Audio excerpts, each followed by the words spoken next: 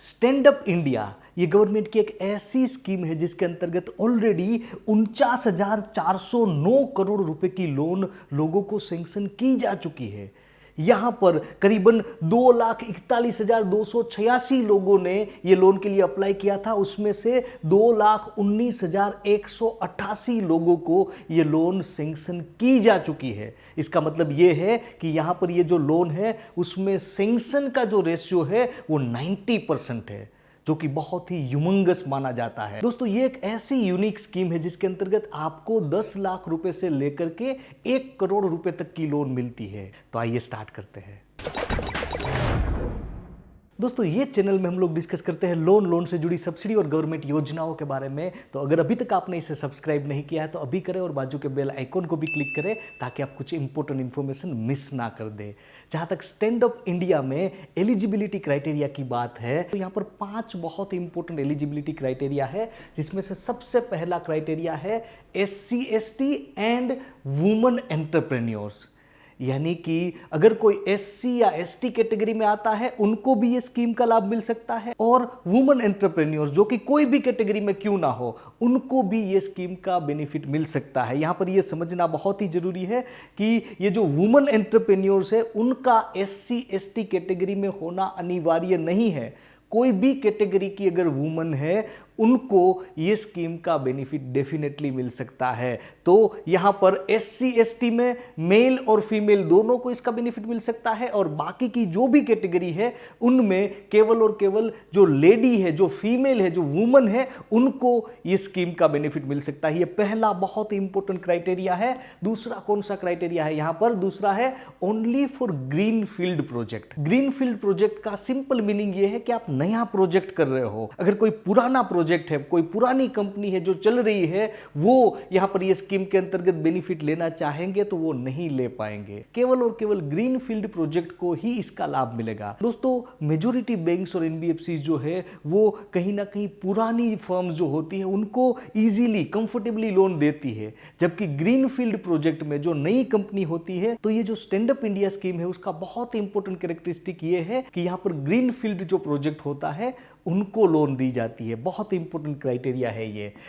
तीसरा कौन सा क्राइटेरिया है? यहां पर जो भी एंटरप्रेन्योर्स होंगे, जो भी बिजनेसमैन होंगे, उनकी जो एज है वो 18 साल के ऊपर की होनी चाहिए। चौथा कौन सा क्राइटेरिया है? For non individual 51% stakeholders must be SC ST और वुमन। यानी कि ये जो स्कीम है वो इंडिविजुअल को दी जाती है और कंपनीज को दी जाती है। और अगर इंडिविजुअल को ये स्कीम का बेनिफिट लेना है तो उनका SC कैटेगरी में या ST कैटेगरी में होना जरूरी है, या उनका वुमन होना जरूरी है। लेकिन अगर कोई कंपनी को ये स्कीम का बेनिफिट लेना है तो यहां पर एक बहुत ही इंपॉर्टेंट और मैंडेटरी क्राइटेरिया ये है कि 51% जो स्टेक होगा वो कंपनी में वो होना चाहिए SC ST या वुमन के नाम का। और पांचवा कौन सा क्राइटेरिया है? पांचवा है बोरोवर जो होगा वो नॉट अ डिफॉल्टर, यानी कि जो लोन लेने वाला है या लोन लेने वाली है वो डिफॉल्टर नहीं होने चाहिए। उनका जो लोन का पास्ट का जो ट्रैक रिकॉर्ड है वो क्लियर होना चाहिए। अगर आप ये 5 जो क्राइटेरियाज है वो कहीं ना कहीं फुलफिल करते हो तो आपको ये स्कीम का बेनिफिट मिल सकता है। अभी हम लोग आगे देखते हैं कि किन किन लोगों को इसका बेनिफिट मिल सकता है। तो यहां पर सबसे पहले है, अगर कोई मैन्युफैक्चरर्स है तो उनको ये स्कीम का बेनिफिट मिल सकता है। दूसरा है, अगर कोई सर्विस प्रोवाइडर्स है तो उनको भी ये स्कीम का बेनिफिट मिल सकता है। और यहां पर अगर कोई ट्रेडिंग में डील करता है, उनकी कोई ट्रेडिंग फर्म है, तो उनको ये स्कीम का बेनिफिट मिल सकता है। और चौथा यहां पर क्या है? तो चौथा है एग्री अलाइड एक्टिविटीज, यानी कि ऐसे बिजनेसमैन जो एग्री रिलेटेड एक्टिविटीज में डील करते हैं उनको भी ये स्कीम का बेनिफिट मिल सकता है। पहले केवल और केवल ये जो 3 कैटेगरीज है उनको ही इसका लाभ दिया जाता था, लेकिन रिसेंटली गवर्नमेंट ने ये जो चौथी कैटेगरी है उसको भी ऐड किया है। तो ये बहुत इंपॉर्टेंट है। अभी हम लोग देखते हैं कि इसमें मैक्सिमम लोन कितनी मिलती है और यहां पर प्रमोटर का कंट्रीब्यूशन कितना होना चाहिए। देखिए यहाँ पर हमने ऑलरेडी डिस्कस किया कि अगर आपको स्टैंड अप इंडिया लोन के अंतर्गत अगर आप अप्लाई करते हो तो वहां पर आपको मिनिमम 10 लाख से लेकर के मैक्सिमम 1 करोड़ रुपए तक की लोन मिल सकती है। लेकिन यहां पर अगर आपका कोई 1 करोड़ का प्रोजेक्ट है मानिए कि, तो वहां पर बैंक मैक्सिमम आपको कितनी अमाउंट की लोन देगी और आपको अपनी जेब में से कितने पैसे निकालने पड़ेंगे। यहां पर ये जो प्रमोटर्स कंट्रीब्यूशन क्या बोलता है, प्रमोटर कंट्रीब्यूशन का मतलब है कि जो भी प्रोजेक्ट होगा उसमें बैंक कितनी अमाउंट देगी और as a promoter, as a owner आपको कितने पैसे अपनी जेब में से निकालने पड़ेंगे। इसके भी जो क्राइटेरियाज है उसको भी यहां पर ये स्कीम में स्पेसिफाई किया गया है। तो इसको भी हम लोग देखते हैं। ये बैंक है और ये प्रमोटर है, और ये जो प्रमोटर है वो जो भी प्रोजेक्ट करेगा उसमें कितना पोर्शन है वो बैंक एज अ लोन देगी। तो यहां पर मैक्सिमम 85% यहां पर बैंक लोन देगी। यानी कि अगर किसी की प्रोजेक्ट की जो टोटल कॉस्ट है वो 1 करोड़ रुपए है तो यहां पर मैक्सिमम बैंक 85 लाख रुपए की लोन देगी, और बाकी के जो 15% होंगे वो प्रमोटर को अपनी जेब में से निकालने पड़ेंगे। अब यहाँ पर एक बहुत ही इंपॉर्टेंट चीज को समझना जरूरी है, और वो ये कि मानिए कि कोई जो बिजनेसमैन है वो 1 करोड़ का यहाँ पर प्रोजेक्ट कर रहा है, उसको स्टैंड अप इंडिया के अंतर्गत 85 लाख रुपए की लोन तो मिल जाएगी, लेकिन उसको अपनी जेब में से 15 लाख रुपए निकालने पड़ेंगे। अब कई सिनारियो ऐसे हो सकते हैं कि जहां पर प्रमोटर के पास खुद के 15 लाख रुपए नहीं है, तो वो क्या कर सकता है, वो स्टैंड अप इंडिया स्कीम के साथ किसी और स्टेट गवर्नमेंट की स्कीम या सेंट्रल गवर्नमेंट की स्कीम को अगर मर्ज करता है। क्यों वो मर्ज करेगा? क्योंकि उसके पास 15 लाख रुपए नहीं है, मार्जिन मनी नहीं है, प्रमोटर का जो कंट्रीब्यूशन यहां पर मेंशन किया गया है वो नहीं है, इसलिए वो किसी और स्कीम को मर्ज करता है। तो ऐसी कंडीशन में यहां पर क्या होगा उसके बारे में भी स्टैंड अप इंडिया स्कीम में डिटेल में मेंशन किया गया है। यहां पर क्या होगा कि अगर ये जो प्रमोटर है वो किसी और स्कीम को वहां पर मर्ज करता है, और मानिए कि किसी और स्कीम में से यहां पर प्रमोटर को 30 लाख रुपए मिले हैं, ठीक है, 30 लाख रुपए। अभी यहां पर स्टैंड अप इंडिया स्कीम में से कितने पैसे मिलने वाले थे इसको? मैक्सिमम 85 लाख रुपए। तो टोटल कितने हो जाएंगे? 85 प्लस 30 लाख रुपए, यानी कि टोटल 1 करोड़ 15 लाख रुपए हो जाएंगे। यानी कि 1 करोड़ के प्रोजेक्ट में उसको क्या 1 करोड़ 15 लाख रुपए की लोन मिलेगी? ऐसा नहीं होगा। यहां पर स्टैंड अप इंडिया स्कीम में इसके बारे में बहुत ही स्पेसिफिकली मेंशन किया गया है कि अगर कोई प्रमोटर किसी और स्कीम के साथ इसको मर्ज करता है तब भी उसको अपनी जेब में से तो मिनिमम 10% जो है वो निकालने ही होंगे। यानी कि ऐसे कंडीशन में क्या होगा कि यहां पर प्रमोटर जो है उसको 15 लाख रुपए निकालने की जरूरत नहीं पड़ेगी, केवल और केवल 10 लाख रुपए निकालेगा। यहां पर 30 लाख की उसको और स्कीम में से बेनिफिट मिल जाएगा, यानी कि टोटल कितना बेनिफिट हुआ? 40 लाख रुपए। और यहां पर ऐसी कंडीशन में केवल और केवल 60 लाख रुपए ही उसको स्टैंड अप इंडिया स्कीम के अंतर्गत मिलेंगे। यानी कि जो टोटल प्रोजेक्ट की कॉस्ट है उससे ज्यादा अमाउंट की लोन नहीं हो सकती।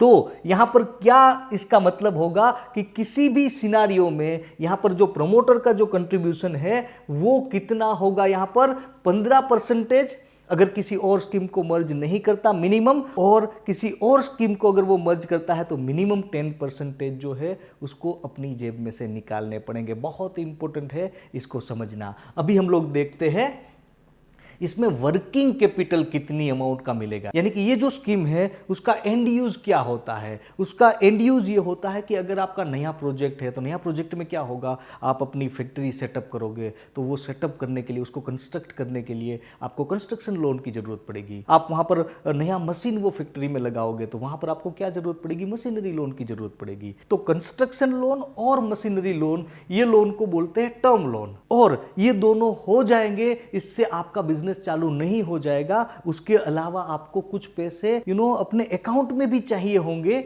जो आपको डे टू डे ट्रांजैक्शन करने में हेल्प करे, जो आपको एज अ वर्किंग कैपिटल काम आए। तो ये स्कीम के अंतर्गत आपको टर्म लोन तो मिलती ही है, कंस्ट्रक्शन लोन मिलती है, मशीनरी लोन तो मिलती है, उसके साथ यहां पर आपको वर्किंग कैपिटल का भी फायदा मिलता है। ये जो पैसे है उसकी खासियत ये है कि उसमें से जितने पैसे आप विड्रॉ करोगे उतनी अमाउंट के ऊपर ही आपको ब्याज लगेगा। ये वर्किंग कैपिटल, इसको बोलते हैं ओवरड्राफ्ट और कैश क्रेडिट। तो यहाँ पर ये दोनों चीज दी जाती है। तो ये स्कीम के अंतर्गत कितना होगा यहाँ पर कैश फ्लो, अगर आप 10 लाख रुपए तक की यहाँ पर वर्किंग कैपिटल फाइनेंस का बेनिफिट लेते हो, तो ये जो 10 लाख रुपए तक जो पैसे हैं वो आपको एज अ ओवरड्राफ्ट यानी कि एज अ ओडी मिलेंगे। और यहाँ पर इसके साथ आपको रुपे डेबिट कार्ड भी मिलेगा, जिसका इस्तेमाल करके कभी भी आप वो अकाउंट में से पैसों को विड्रॉ कर पाओगे। और अगर आपकी वर्किंग कैपिटल की अमाउंट 10 लाख से ऊपर की होगी, तो ऐसी कंडीशन में क्या होगा, 10 लाख के ऊपर की जो भी अमाउंट होगी वो आपको मिलेगी एज अ कैश क्रेडिट यानी कि एज अ सीसी। अभी ये जो कैश क्रेडिट और ये जो ओवरड्राफ्ट है, ये दोनों में एक बहुत ही इंपॉर्टेंट डिफरेंस ये है कि अगर आप कैश क्रेडिट लेते हो तो आपको क्वार्टरली बेसिस पे या हाफ ईयरली बेसिस पे आपको अपना जो स्टॉक स्टेटमेंट है वो बैंक को सबमिट कराना होता है। जबकि अगर आप केवल और केवल ओवरड्राफ्ट लेते हो तो वहां पर आपको कोई भी स्टेटमेंट बैंक को सबमिट कराने की जरूरत नहीं होती। अभी हम लोग देखते हैं कि इसमें क्या आपको प्रॉपर्टी देने की जरूरत पड़ेगी कि नहीं पड़ेगी। ये भी बहुत इंपॉर्टेंट यहाँ पर लोगों का सवाल रहता है कि हमें ये स्कीम का बेनिफिट तो लेना है, लेकिन क्या हमें यहाँ पर कोई प्रॉपर्टी देने की जरूरत पड़ेगी, कोई कोलेटरल सिक्योरिटी देने की जरूरत पड़ेगी कि नहीं पड़ेगी।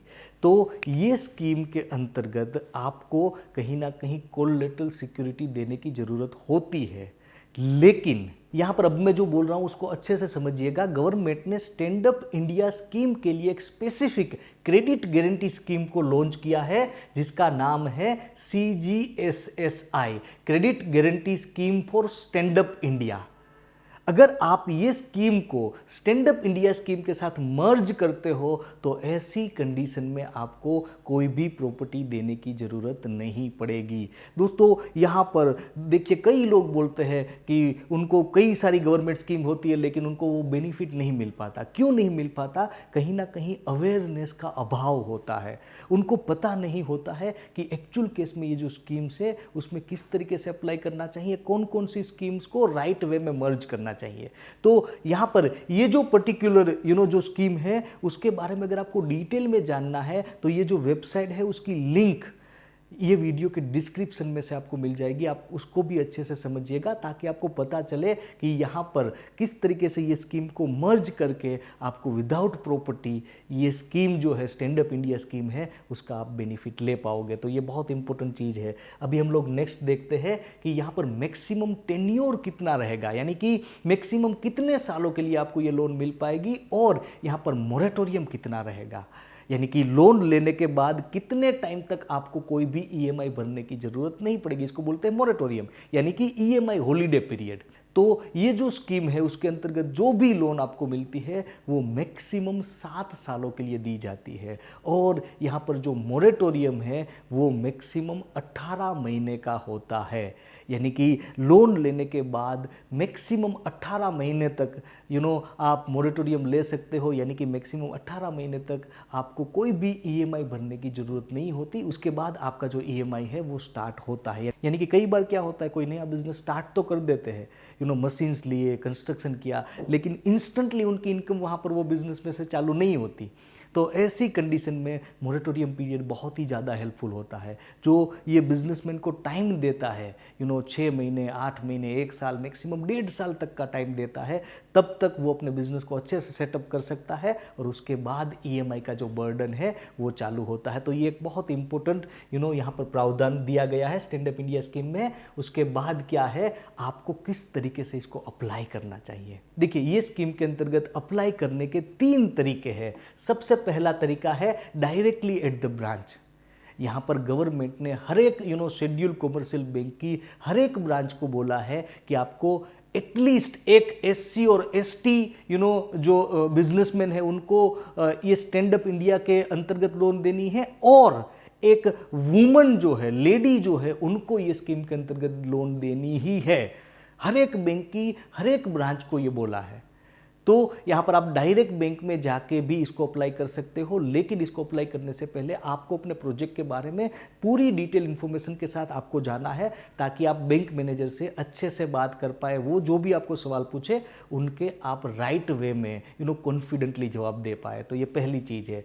दूसरा क्या है, थ्रू लीड डिस्ट्रिक्ट मैनेजर, ये स्कीम के अंतर्गत गवर्नमेंट ने कई लीड डिस्ट्रिक्ट मैनेजर्स को भी अपॉइंट किया है। ये जो लीड डिस्ट्रिक्ट मैनेजर कौन है, उसका क्या नाम है, किस तरीके से आप उसको कॉन्टेक्ट कर सकते हो, उससे रिलेटेड एक लिंक जो है उसको भी हम ये वीडियो के डिस्क्रिप्शन में आपको दे रहे हैं। वहाँ पर जाके आप इसके बारे में भी इंफॉर्मेशन ले सकते हैं। तो आप लीड डिस्ट्रिक्ट मैनेजर के जरिए भी ये स्कीम के अंतर्गत अप्लाई कर सकते हैं। और आप यहाँ पर सिडबी का एक पोर्टल है, स्टैंड अप इंडिया पोर्टल है, उसमें आप डायरेक्टली भी वहाँ पर अप्लाई कर सकते हो। अभी देखिए, ये जो दोनों चीज़ें हैं वो फिजिकली आपको करनी है, लेकिन ये जो स्टैंड अप इंडिया पोर्टल के जरिए आपको किस तरीके से ये स्कीम के अंतर्गत अप्लाई करना चाहिए उसके बारे में मैं छोटा सा डेमो आपको देता हूं, ताकि आपको पता चले कि इसको एग्जैक्टली किस तरीके से अप्लाई करना है। बहुत ही सिंपल प्रोसेस है, इसको भी हम लोग देखते हैं। दोस्तों, ये स्कीम को अप्लाई करने के लिए आपको standupmitra.in करके जो वेबसाइट है वहां पर जाना है। उसकी भी लिंक हम लोग ये वीडियो के डिस्क्रिप्शन में आपको दे रहे हैं, वहां पर जाके आप डायरेक्टली भी अप्लाई कर सकते हो। तो जैसे ही आप ये वेबसाइट के ऊपर जाओगे तो यहां पर आपको ये पेज दिखेगा, ठीक है। ये पेज आपको जैसे ही दिखेगा उसके बाद आपको यहां पर क्लिक करना है अप्लाई फॉर लोन करके। तो यहां पर ये चीज ये जो स्क्रीन है वो आपके सामने यहां पर आपको दिखेगी। देखिए, अगर कोई एग्जिस्टिंग एंटरप्रेन्योर है तो जैसे हमने ऑलरेडी आपको बोला था कि ये केवल और केवल ग्रीनफील्ड प्रोजेक्ट के लिए है, तो हो सकता है कि आप ऑलरेडी अभी बिजनेस कर रहे हो, लेकिन जो बिजनेस के लिए आप ये स्कीम के अंतर्गत अप्लाई कर रहे हो वो नया बिजनेस होना जरूरी है। जो आप बिजनेस कर रहे हो उसका एक्सपांशन होगा, इसके अंतर्गत आपको यहां पर लोन नहीं मिल पाएगी। यानी कि अगर आप प्लास्टिक इंडस्ट्री में अभी बिजनेस कर रहे हो और आपका नया प्रोजेक्ट है वो कास्टिंग रिलेटेड बिजनेस है, तो आपको यहां पर क्या सिलेक्ट करना है, एग्जिस्टिंग एंटरप्रेन्योर, और आपको अभी जो बिजनेस कर रहे हो उसकी डिटेल देनी है और नया जो प्रोजेक्ट है उसके बारे में भी डिटेल देनी है। बहुत इंपॉर्टेंट इसको समझना। और अगर आप नए एंटरप्रेन्योर हो, पास्ट में अगर आपने कोई भी बिजनेस नहीं किया तो यहाँ पर न्यू एंटरप्रेन्योर में क्लिक करना है। और अगर आप सेल्फ एम्प्लॉयड प्रोफेशनल्स हो, जैसे कि कोई डॉक्टर है, चार्टर्ड अकाउंटेंट है, एडवोकेट है, ऐसे कोई सर्विस इंडस्ट्री से कनेक्टेड हो, तो आपको यहाँ पर सेल्फ एम्प्लॉयड प्रोफेशनल लिखना है। और उसके बाद यहाँ पर आपको अपना नाम भरना है, ईमेल आईडी डालना है और मोबाइल नंबर डालना है। और जैसे ही वो डाल के आप यहाँ पर जनरेट ओटीपी के ऊपर क्लिक करोगे, आपको एक ओटीपी मिलेगा। जैसे ही आप यहाँ पर ओटीपी डाल के वेरीफाई ओटीपी के ऊपर क्लिक करोगे तो इस तरीके से ये जो स्क्रीन है वो आपके सामने यहाँ पर ओपन हो जाएगी। देखिए, तो यहाँ पर आपको अपनी बेसिक डिटेल यहाँ पर भरनी होती है, जैसे कि ईमेल आईडी है, जेंडर है, कैटेगरी है, आपका सिटी कौन सा है, डिस्ट्रिक्ट, स्टेट, आपका मोबाइल नंबर है, ये सारी चीज़ें आपको भरनी है। उसके बाद यहाँ पर ये जो दूसरा पोर्शन है वो बहुत इंपॉर्टेंट है, जैसे कि एजुकेशन क्वालिफिकेशन आपका कौन सा है, जॉब एक्सपीरियंस कितना है, अभी पे एम्प्लॉयमेंट स्टेटस कितना है, एनुअल इनकम कितनी है। तो ये सारी चीज़ें आपको भर के कहीं ना कहीं सबमिट करना है। और जैसे ही आप सबमिट करते हो उसके बाद आपकी एप्लीकेशन है उसको नेक्स्ट स्टेज में फॉरवर्ड किया जाता है। तो ये जो स्कीम है उसके अंतर्गत आप ऑनलाइन ही अपनी सारी डिटेल भर के ये योजना के अंतर्गत अप्लाई कर सकते हो। देखिए, अगर आपको ये स्कीम के अंतर्गत कोई भी कंप्लेन है तो यहाँ पर आप ग्रीवियंस रिड्रेसल, इसका जो पोर्टल है वहां पर जाके आप कहीं ना कहीं कंप्लेन कर सकते हो। और आप बैंक में भी डायरेक्ट कंप्लेन कर सकते हो। और ऐसी कंडीशन में जब भी आप बैंक में डायरेक्ट कंप्लेन करते हो, आपकी बैंक को आपकी कंप्लेन का 15 दिन के अंदर रिजोल्यूशन देना जरूरी होता है। ये भी आपको पता होना चाहिए, ताकि आप राइट वे में, बैंक अगर आपकी कंप्लेन का जवाब नहीं देती तो आप अपनी कंप्लेन को एस्केलेट कर पाए। देखिए, बैंक के अगेंस्ट में कंप्लेन करने की राइट मेथड कौन सी होती है, ताकि बैंक को आपकी कंप्लेन का जवाब देना ही पड़े, उससे रिलेटेड हमने एक ऑलरेडी वीडियो बना के रखा है, जिसकी लिंक ऊपर फ्लैश की जा रही है। आप वहां पर जाके इसके बारे में भी डिटेल इंफॉर्मेशन ले सकते हो। और दोस्तों, एक बहुत ही इंपॉर्टेंट बात, अगर आप लोन कंसल्टेशन बिजनेस को बिल्ड करके एक बहुत ही बड़ी और सस्टेनेबल इनकम जनरेट करना चाहते हैं और लोगों की लाइफ में डिफरेंस क्रिएट करना चाहते हैं, उनको लोन और सब्सिडी का क्वालिटी गाइडेंस दे करके, तो मेरा एक फ्री वर्कशॉप है, उसकी लिंक आपको ये वीडियो के डिस्क्रिप्शन में से मिल जाएगी। आप वहाँ पर जाके अपने आप को रजिस्टर कर सकते हैं। तो आज के वीडियो में इतना ही, जल्द ही मिलते हैं।